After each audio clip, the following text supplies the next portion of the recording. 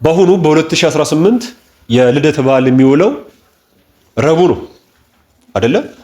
ስለዚህ ረቡዕ ይበላል ወይስ አይበላም ብለው የሚጠይቁ ሰዎች አሉ። ይበላል አይበላም ከማለታችን አስቀድሞ ግን ማስረጃ እንጥቀስ። መጽሐፈ ስንክሳር ጥር 10 መጽሐፈ ስንክሳር ጥር 10 ላይ እንዲህ ይላል፣ የልደትና የጥምቀት በዓል በረቡዕ ወይም በአርብ ቀን ቢሆን በበዓለ ሃምሳ የሚበላውን የጥሉላት መብል በጠዋት በመብላት ምዕመናን ሁሉ በዓሉን እንዲያከብሩ የከበሩ አባቶቻችን ሐዋርያት አዘዋል። እኒህ ሁለቱ የእግዚአብሔር ታላላቅ በዓላቶቹ ናቸውና ይላል። በበዓለ ሃምሳ ጾም የለማ። ጠዋት ተነስተን ሮብም ቢሆን አርብም ቢሆን እንበላለን።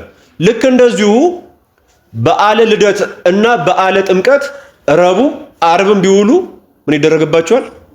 ይበላልባቸዋል ማለት ነው። ስለዚህ በአሁኑ ረቡዕ ይበላል ማለት ነው። ማስረጃ ከተባለ አሁን የሰጧችሁ የጥር 10 ስንክሳርን መመልከት ትችላላችሁ ማለት ነው።